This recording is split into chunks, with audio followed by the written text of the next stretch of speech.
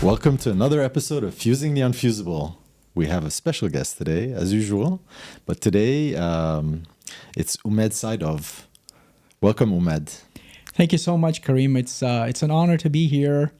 As you know, I'm a big UTXO fan and a Cardano fan, and it's an amazing thing. I think Sava, if you know the guy who used to work for IOG, at some point mentioned it. I just sat in the back of my mind. I never thought about it until recently. It just popped up on my Twitter feed, and I was like, "What is this stake? Fusion, Apex Fusion?" And I just went down the rabbit hole. I'm like, "This is perfect." Amazing. But, yes, amazing. It's great to have you here. Let me introduce you to the community here. So, Umed, you're a seasoned financial and blockchain infrastructure expert. You're the founder of SkylightPool.com, a Cardano staking pool that has managed over $200 million in staked assets before you were acquired by Wave Digital Assets in 2021. At Wave, you led the global expansion of staking operations and built infrastructure, supporting more than $1 billion in assets, onboarding major institutional clients, including Japanese crypto exchanges.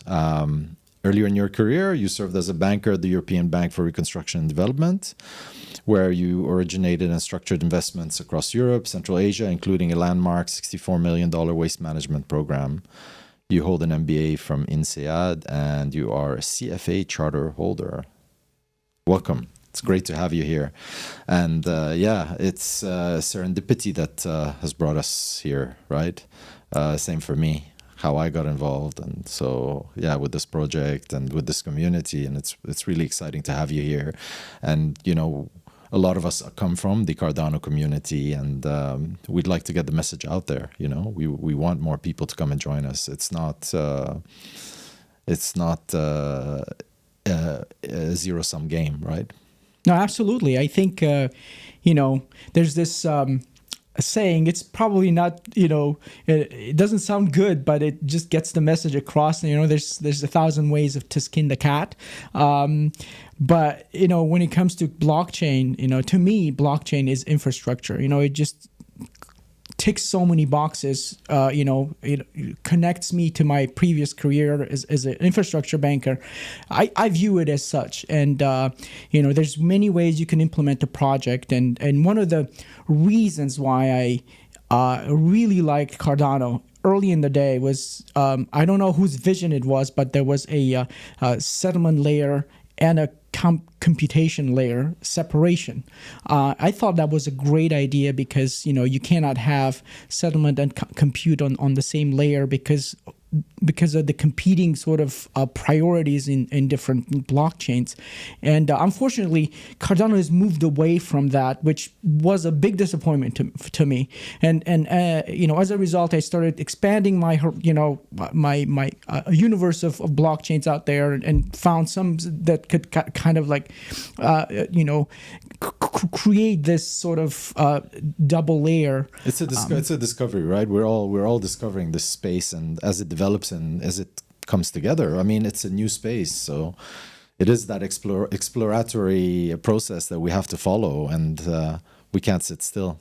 That's true, but Apex Fusion actually drove it home for me, because I didn't have to go too far to go back to the Cardano, quote unquote, back home. The ideals. Yeah, go back to the ideals the way they were meant to be. And I posted on X yesterday that Apex Fusion basically does whatever Cardano would have been if it stuck to its original roadmap. And that's what inspires me to be part of the community. I've started running pools on Apex Fusion, and it's brings me back to my old days in 2019 when we were all launching Cardano, and it's kind of a good feeling. You're getting a dopamine hit, and then with Token 2049 happening in Dubai right now, which is the reason you're visiting Dubai, the energy is super high. I was there today, and it's crazy. I mean, 15,000 people. It's an amazing experience. I wanted to ask you a couple of questions, maybe to kind of introduce you and to unpack some of the things and some of these ideas. But I think the way you introduce yourself and is really interesting, and I think people in the community are going to want to hear about it. They want to understand why somebody who was staking at Cardano successfully would want to come and explore Apex Fusion. And there's a story to tell there. And we welcome anyone to come and talk to us about this, because we have a good story and we have some compelling ideas, and we want people to get involved. So it's really good. So you went from being, IFC, World Bank, to staking crypto nodes. Be honest, was it terrifying? I mean, thrilling, or both? Can you recall a moment where you thought, "What the hell have I done?" It's an excellent question. I remember, at some point in my career, I was just looking at my superiors in the bank, and I was like, 20 years after this, I would look and talk and be like them. And that was a depressing thought. And that's when I knew that, maybe I'm done with banking. I didn't know what to do. It was a cushy job. I quit. I just quit cold turkey. I was based in... I'm sure your wife loved that. You'd be surprised we weren't married at that point. Okay. She actually gave me an ultimatum. She said, either you're coming back to the States, or I'm moving to Turkey and we're going to, start a family and whatnot. My girlfriend back then, I was like, I don't want to be in Turkey. With all its cultural richness and all that, I just didn't feel that, that was the path that I wanted to take. So I said, I'm coming back home. I don't know what I'm going to do, but we're going to figure it out. So yeah, that's how I kind of like quit the banking. So it's easier to quit when you're single. It's a bit easier because when you have a family and you have responsibility and you have this, history, you have a certain certainty, probably retirement and all this, it's hard, but it's courageous. It's courageous, but easier to do when you're single. I cannot thank my wife enough for encouraging me to do this, because she said, you're miserable. Just come and figure it out. And this wouldn't have been the case if maybe she was from a different cultural background, but being an American and her dad, starting in the IT segment when everything was booming back in the 80s, she was one of the people who would encourage me to take risk. And you'd be surprised how many people in our team have said the same thing. Oh wow! Yeah, even our CEO, his wife encouraged him to make the move. So it's incredible. We're lucky to have these people in our lives, these women in our lives who have been very supportive. I can say the same about mine. So it was terrifying, I will tell you. For a while, I didn't know what to do, but I came across, just to finish this whole thing, I came across an invitation to come to a crypto conference, and I, as a skeptical banker, I was just laughing at the whole ICO thing. I was like, "What are they doing? What a scam! What a scam!" But at the same time, I gave myself a benefit of the doubt. Read the Bitcoin paper, and then read about Ethereum. And once I understood how, my hard-earned cash goes from, being dollars into a wallet that is digital and it is completely mine and nobody can touch it, I unlocked a superpower of crypto. And that's when I started basically thinking I'm going to go in this space full time. It's funny coming from a banker, right? Because a lot of people don't know that the bank could basically destroy someone's life. If there's a compliance issue, they can freeze all your accounts.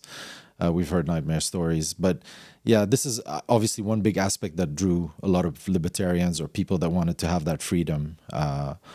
And what's funny is now that we've kind of done that, right? It's, people have Bitcoin, people have wallets, they have, their own coins, and they control their own keys at their risk and peril. Now we're coming to a compliance part of the story where, guys, if we're not compliant, if we don't participate in this rules-based society that, global society that we live in, we cannot have everyone participate. It's going to be just a few people. So in order to bring the masses, we need to have rules and we need to follow those rules, and that's how we function. And at Apex Fusion, actually, this is a big point for us. We consider ourselves to be one of the world's most compliant tokens, because we fought for this, and it's compliant by design is the term I've heard often in our meetings. We got a FINMA, which is a Swiss regulator. We got a ruling from the Swiss regulator where our foundation is based to declare it as a utility token before launch, which is rare in the crypto world. That's pretty which big. Is rare. So, and we're working on the MICA ruling, and eventually we'll work on the US ruling when we know what the regulations are. Right? We're all looking forward to that. So, you're now an investor. And you're a staking provider in the Apex Fusion ecosystem, and we're lucky to have you. What's the most compelling part of offering investors a yield from staking? It's unique, and you talked about infrastructure, so feel free to take it through that, because for me, it's about decentralized infrastructure and the digital economy, but I'd like to hear what you think. Yeah, I think I'm in a unique position to look at this space from the point of view of a back-end engineer that, runs the nodes, gets his hands dirty, because that's what I've been doing for the past 5 years. Making a judgment about the efficiency of a protocol and the way it's designed, from the tokenomics to the technical parts of it. But I can also put my old hat as a banker or as a TradFi and see, what is this all about? What am I getting in terms of rewards, and what are the risks? And when it comes to that, I think staking is such a slam dunk. It's in slam dunk. Slam dunk. I haven't had enough sleep. So the way you sell it to the institutional investors is that you get a yield, and first of all, you have to be comfortable with taking a risk of owning a digital asset. So you basically say, I'm here for the next 5 years and I'm okay with the exposure. And then once you are okay with that, once you're past that hurdle, then you are talking about creating a yield through staking. And that's where the spiel comes in, so to say, for the fund, saying that, look, I have a 220 expense structure, and you don't have to worry about that 2%, because I'm going to generate it through the yield, and maybe you will have something also, because the fund will basically leverage my experience and my knowledge to build the infrastructure inside the fund. We're in the early stages of forming it, but the investment thesis is that we will be able to control our infrastructure, make it secure. We're not dependent on any other providers out there. They might go out, and then we'll be sitting on our hands and waiting for them to fix stuff. We'll have our own engineers to do it, and it scales really well. And the big selling point there is that we're going to be profitable from day one. That's one of the exciting things, and I've talked about it before on the show, is that we believe that every stake pool should be a sustainable business, that earns a profit. And because you're participating in the digital economy, why should you do it if it's not profitable, right? And this idea of this new decentralized world, cybersecurity has become a big issue these days, and I find myself talking about it a lot, where we need to look at that as a solution to that. Cyber attacks, there was a big power outage in Europe. Everybody's kind of looking in the last few days, was it a cyber attack? These systems are centralized systems. I just wonder if they were decentralized somehow, on multiple, on a private blockchain, maybe for these power companies, if they would be more resilient. It's one of the best use cases of blockchain, to be honest with you. And as a banker who used to finance, power plants and solar panels and windmills and all that, I think there is for the blockchain, there is a role to play on the local utility, locally sized, let's say, utilities or power producers. So more decentralized power producers that are smaller and community-based, or less centralized, where you have a big power plant and then you have power lines and transmission. Yeah, and they're looking at nuclear that way. We veered off a little bit, and I just wanted to bring it back. Mm-hmm. So, we're talking about investors and how to convince them to come and get into staking. There's this idea that, you're staking, So you're participating. I like to use the similarities with mining Bitcoin, right? Mining Bitcoin is hard. It takes a lot of power. Staking is a way to kind of mine.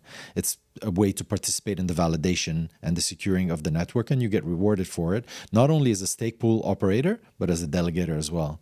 So, so to me, this story is compelling. We need to get it out there to investors who are looking for yield, who are looking for points, let alone rewards like we're talking about at Apex Fusion. We're talking about a 10% annual percentage of return per year. So we're going to keep trying to find ways to explain this to investors, and finally something will click. But that's going to be on you, right? As a fund, Absolutely. I mean, one of the other selling points, I'll just mention this before we move on, of staking is proof of stake is that everything exciting you've seen is happening on the proof of stake networks. It enables the innovation at this point. Now we have a situation where Bitcoin has established its narrative as a digital gold, and it's doing really well for proof of work. But beyond that, proof of work, in my books, hasn't achieved a lot of scalability. You can't do a lot of interesting things with it, and that's where my interest aligns. Basically, I think this technology is too important to just basically be a settlement layer with no brains. Let's put it that way. So lack of smart contract capability, and I think the proof of work story. I think the maxis, the Bitcoin maxis, they like the fact it's proof of work because it's harder. So they call it hard money. It's more secure because of the proof of work. It's almost digital energy or digital gold. And I mean, but it doesn't mean that. And we like Bitcoin, but it doesn't mean that all blockchains should be proof of work. And this is what we're doing. We're building the future blockchains that are more flexible, that are more adaptable to use cases that we believe need to be addressed. Oh, absolutely. So, you're considering moving operations or setting up operations here in the UAE. I'm a big fan of the UAE. I've been here many, many years. What is it about the region? Is it the culture? Is it the regulation? Is it the ambition? What clicks what got you going? You'd be surprised. I've been to Dubai, I think maybe 12, 15 years ago, and when I came here, I think it was a couple of years ago for a conference, I was so pleasantly surprised by the progress.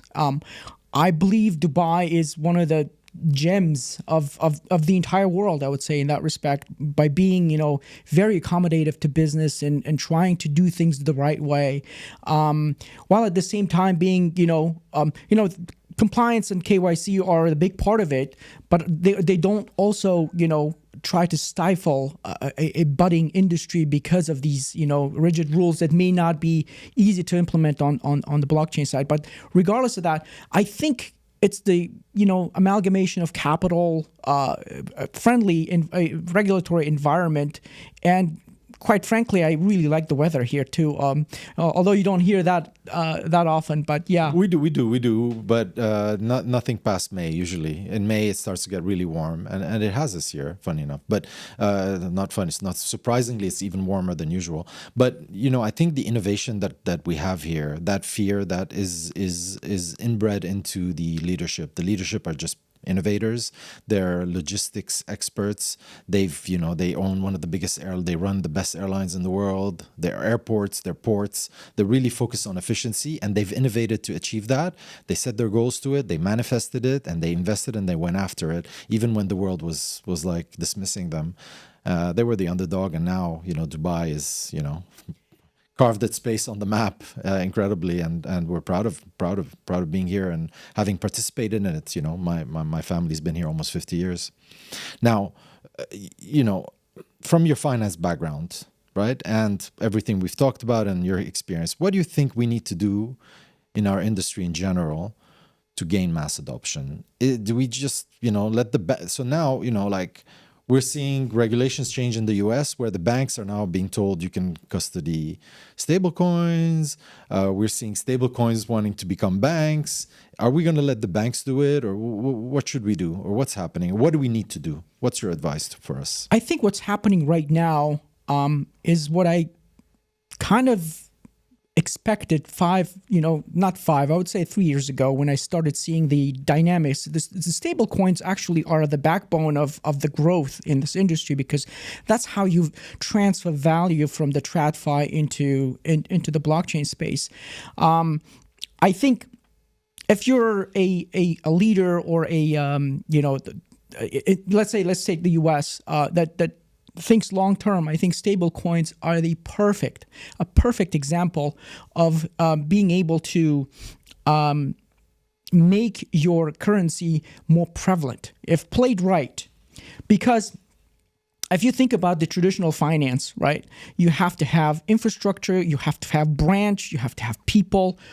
In order to establish a branch, let's say somewhere in Djibouti or Africa or the far reaches of Asia, and it goes back to my experience as an infrastructure provider, because I used to provide financing for the power lines, and there are villages where you don't have enough economic power to justify the extensions of the power line. The investment, yeah. So what blockchain does is just takes care of that cost inefficiency.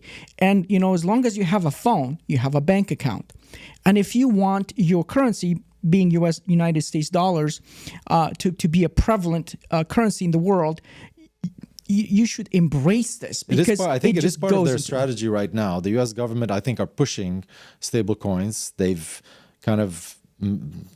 I think there's an executive order saying there won't be a central bank digital currency, which a lot of us see as a threat, right, to control and to losing freedom. But they're pushing this, so they're doing this right, and we know that the more they push that, the more stable coins grow, the more the U.S. dollar gets stronger, because it's custodied. These stable coin companies have to hold in custody by regulated custodian the equivalent of, so they're creating a crypto version of a US dollar, right? That's what a stable coin is, just for the audience. And it's an incredible thing, I really believe. And the growth we've seen with USDC and USDT is incredible. It's really exciting. And I think one of our colleagues even saw the founder of Tether today and got a picture with them. And it's really exciting to see them here. But setting that aside for a second, what do we need to do to get... So my challenge, my continuous thought is, how do I get... And you've worked with the same people that I'm thinking about. Governments, right? Government entities, ministries, government presidents. How do we get them to start to look at blockchain so that we get that mass adoption in countries like Africa, in countries like Haiti or Lebanon, or poor countries that don't have the means to build that big IT infrastructure? This is an easy win for them, isn't it? Absolutely. And you hit the nail on the head with this question, because it has been my long-term sort of vision to bring this technology to 170 whatever countries there are right now in the world. But in order to do that, you need to have and it goes back to my experience with the World Bank, you need to have a compelling evidence and a compelling use case for the tokens. And the way you do it, maybe it's a little bit of a bureaucratic way, is get somebody like the World Bank on board with a couple of pilot projects. And once those pilot projects become successful, let's say that you do a land registry, and I know that there are people who are trying to do it on their own and all that kind of stuff.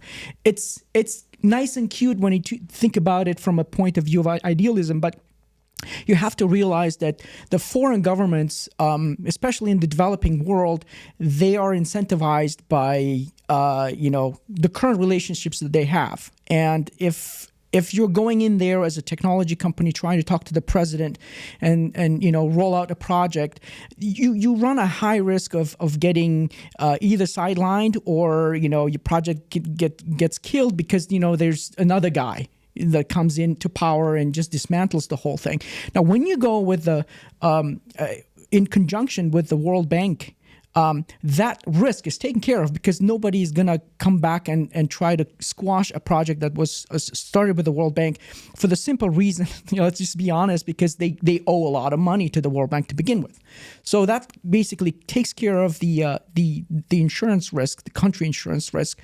And I think this was basically my idea of spreading this technology to other countries. So if once you, let's say, you created a land registry in Afghanistan, you have a nice map, all the coordinates are in the database, and then you buy and sell the land through a centralized register. Let's say that your wallet requires 2 signatures, one from you, 3 signatures, one from you, from the buyer, seller, and then the government entity basically need to come together in order for the title to transfer. And this is easy to do, I think. They've done it here, by the way. The land Dubai. registry in Dubai is on the land department is on a private blockchain. That's amazing. I think that land registry. But my question is, how do we get the World Bank? Because I don't know if World Bank is like the IMF, but the IMF has spooked countries from adopting blockchain and crypto. How do we get to the World Bank? Maybe we should, the community should be pushing you to do that for us, to go to lobby the World Bank to get them to adopt this, because it would solve so many of the problems. It would ensure that the money that they lend these countries maybe is transparent and traceable, and then there's less corruption. Isn't that the answer? I mean, a lot of us believe that this is the answer. Absolutely. But shouldn't the World Bank believe that, or at least look at that? No, absolutely. I think it was like 4 or 5 years ago, they had a blockchain department that looked at Ethereum. They even tried to put bonds on the Ethereum blockchain or whatnot. Unfortunately, it was all politicized. And I'm hoping that with the new administration, the way that they look at the blockchain and is going to change, and maybe they will explore some of these projects on a case-by-case basis. But my final point basically was that once you have a project, a pilot project running in one country, you can copy and paste it across all the other countries. I love that. And on this positive note, I'm going to thank you for joining us, taking the time out of a very busy agenda at Token 2049. Wish you the best. Thank you so much. To make the best connections possible, to keep growing your staking network, your fund. We wish you all the best, and we would welcome you anytime you're back in Dubai on the show. Thank you so much, Umed. Thank you so much, Kareem. It was nice. It was a pleasure to be with you.